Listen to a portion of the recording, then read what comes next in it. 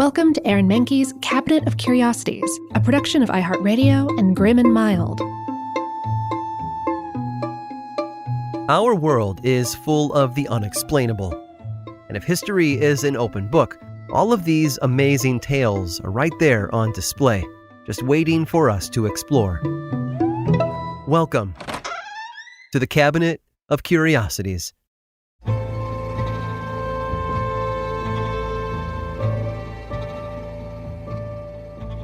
Styles change over time. Be it art or music or food, what is popular in one era often doesn't carry over into the next. People may be aware of the twist and the hustle, but you won't find them busting those moves on the dance floor these days. Our taste in cuisine also evolves over the years. New cooking tools can lead to new ways of preparation, and as animals and plant populations shift, so can our diets. For example, a modern-day staple we enjoy today got its start in China around 300 BC.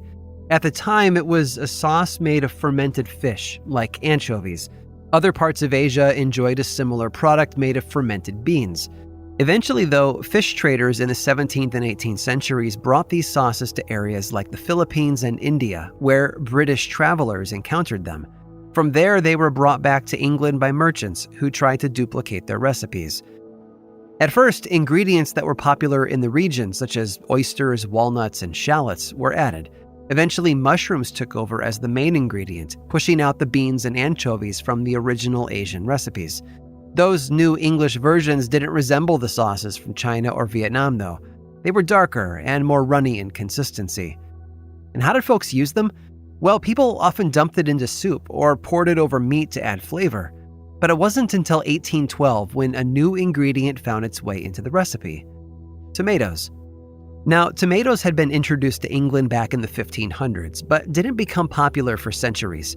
Herbalist John Gerald had published a book in 1597 called Herbal, in which he described a tomato's flavor as rank and stinking. It didn't help that wealthy folks eating from pewter plates had also gotten sick from eating tomatoes. So the fruit gained the nickname the poison apple, even though it wasn't really to blame. Turns out the tomato's high acid content had caused the lead in the pewter plates to leach into the food. By 1812, though, the tomato's reputation had undergone a considerable overhaul.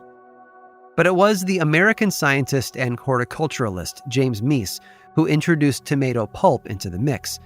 He referred to tomatoes as love apples and added spices and brandy into his own recipe, which helped it stay fresh longer. Over the next few decades, tomato-based recipes found their way into cookbooks and newspaper columns. Unfortunately, this new ingredient added a whole new problem to the manufacturing process.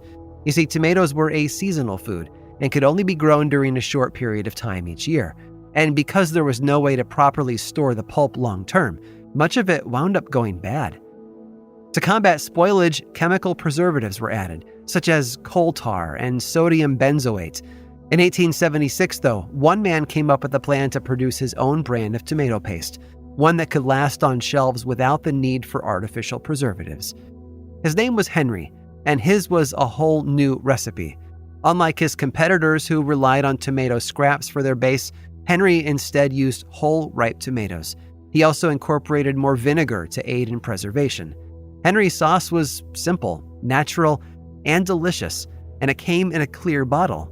Customers liked seeing what was inside before they bought it. 20 years later, Henry began advertising his company with the slogan 57 varieties, a number seemingly chosen at random.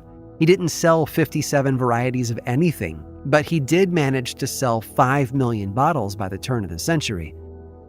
Henry Heinz soon dominated the market, and his condiment became an American staple. It may not be made with mushrooms or fish anymore, but it stood the test of time as a versatile addition to most meals. But hidden in its name is a hint at those older Asian recipes. In China, for example, it was originally called kai ciap. In the United States, though, it's known by a familiar and similar sounding name: ketchup.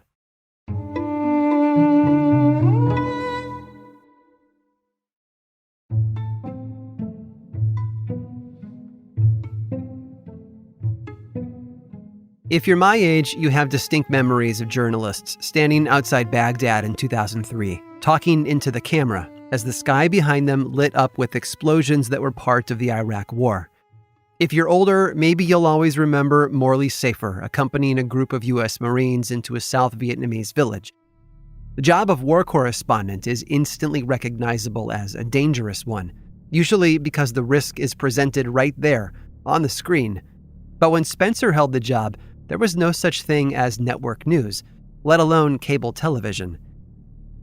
He had started his time away from home with the British Army, joining up in 1895 at the age of 21. It was a whirlwind, too, traveling to places like Cuba, the United States, and India.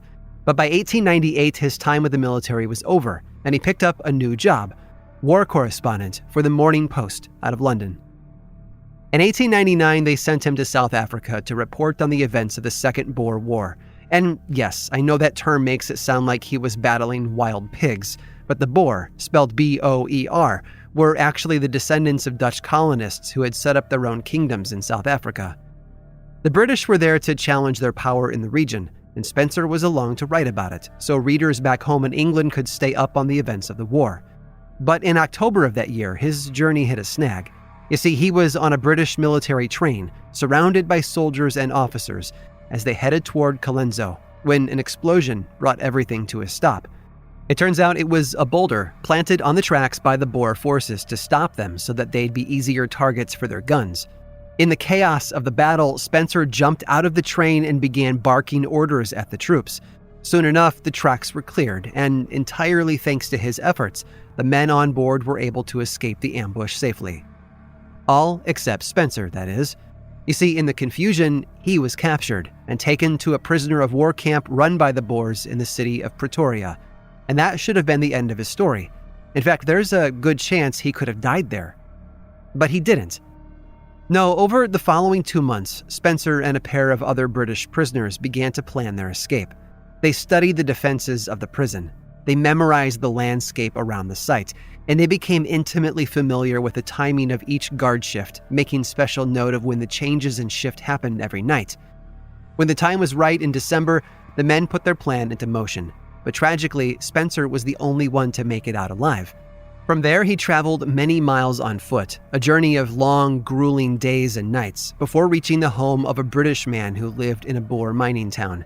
And that man helped him get onto a train headed to safety.